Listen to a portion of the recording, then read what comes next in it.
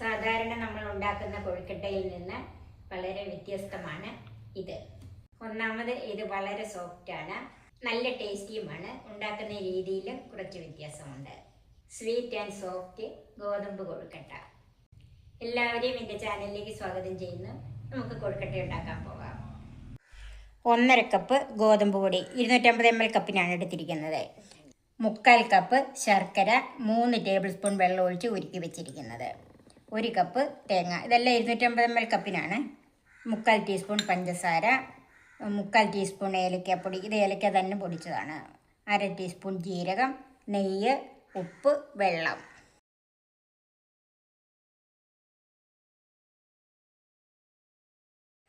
ആദ്യം നമുക്ക് ഗോതമ്പ് പൊടി ഒന്ന് കുഴച്ച് വെക്കാം. അതിലേക്ക് പഞ്ചസാര,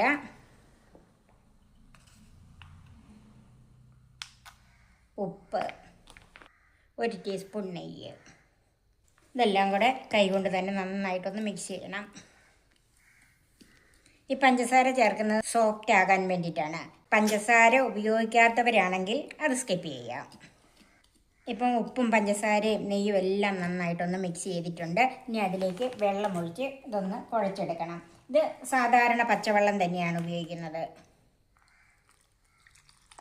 കുറേശ്ശെ വെള്ളം ഒഴിച്ച് മിക്സ് ചെയ്ത് കുഴച്ചെടുക്കണം.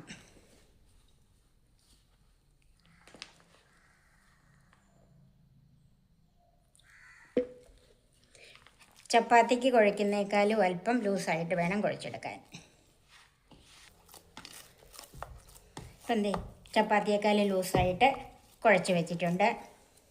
ഇതിലേക്ക് അല്പം നെയ്യും കൂടി ഒന്ന് തൂത്ത് കൊടുക്കാം. ഇത് നമുക്കൊരു 10-15 മിനിറ്റ് നേരം മാറ്റി വെക്കാം. ഇനി ഇതിനുള്ള ഫില്ലിംഗ് ഉണ്ടാക്കാം. ചൂടായ പാനിലേക്ക് ശർക്കരപ്പാനി ഒഴിച്ചു കൊടുക്കാം.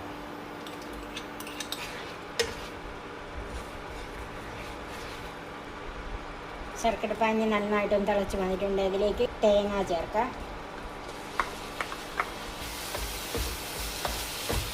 തീ ഒരു മീഡിയം ഫ്ലെയിമിൽ വെച്ചാൽ മതി. തേങ്ങയിലേക്ക് ശർക്കരപ്പാനി നന്നായിട്ട് പിടിച്ച് വറ്റി വരണം. ഇതിലേക്ക് ഒരു 1/2 ടീസ്പൂൺ നെയ്യ് ചേർക്കാം.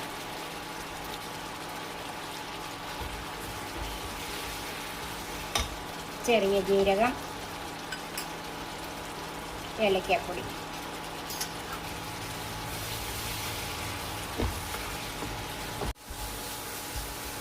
തേങ്ങ ശർക്കരയൊക്കെ കുടിച്ചത് നന്നായിട്ട് വറ്റി വന്നിട്ടുണ്ട്. ഒത്തിരി ഉണങ്ങിപ്പോകണ്ട. ഇത് ഇരിക്കും തോറും അല്പം കൂടെ ഒന്ന് മുറുകി വന്നോളൂല്ലോ. നമുക്ക് തീ ഓഫ് ചെയ്ത് ചൂടാറാനായിട്ട് മാറ്റി വെക്കാം. ഇപ്പം ഫില്ലിംഗ് ഒക്കെ ചൂടാറിയിട്ടുണ്ട്. ഇനി നമുക്ക് കൊഴുക്കട്ട എണ്ണ ഉരുട്ടിയെടുക്കാം. ആദ്യം കയ്യിലേക്ക് അല്പം നെയ്യ് തൂത്ത് കൊടുക്കുക. ഗോതമ്പ് പൊടി ആയതുകൊണ്ട് ചിലപ്പം കയ്യിൽ ഒട്ടാൻ സാധ്യതയുണ്ട്. ഇത് നല്ല സോഫ്റ്റാണ് ഈ മാവ്. നമുക്ക് ആവശ്യമുള്ള അത്രയും മാവ് എടുക്കുക. എന്നിട്ട് ഈ കൈക്കകത്തോട്ട് വെച്ച് കൊടുക്കുക ഫില്ലിങ്. നന്നായിട്ടിത് ഇതുപോലെ എല്ലാ സ്ഥലത്തുനിന്നും മുകളിലോട്ട് വലിച്ചു കൂട്ടിയിട്ട്, ഇത് മേൽഭാഗത്ത് കൂടുതലുണ്ടെങ്കിൽ അത് എടുത്ത് മാറ്റണം, അല്ലെങ്കിൽ ഒത്തിരി കട്ടിയായിട്ടിരിക്കും. ഇനി ഇത് നന്നായിട്ട് ഉരുട്ടിയെടുക്കുക. ഇപ്പം എല്ലാം ഇതുപോലെ ഉരുട്ടി വെച്ചിട്ടുണ്ട്. ഇപ്പം സ്റ്റീമറിൽ വെള്ളം തിളച്ച് കിടപ്പുണ്ട്. ഈ പാത്രം നേരെ നമുക്ക് സ്റ്റീമറിലേക്ക് വെച്ച് കൊടുക്കാം.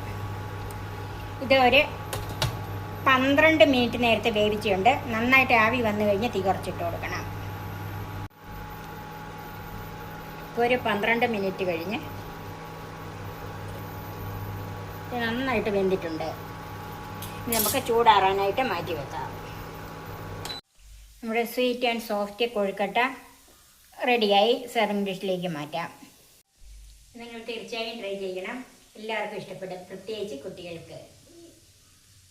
വേനലവധിക്ക് വീട്ടിലിരിക്കുമ്പോൾ കുട്ടികൾക്ക് ഇതുപോലെയുള്ള ഹോം മെയ്ഡായ സാധനങ്ങൾ ഉണ്ടാക്കി കൊടുക്കുക. കുട്ടികളും ഇതിൻ്റെയൊക്കെ രുചിയൊന്നും അറിയട്ടെ.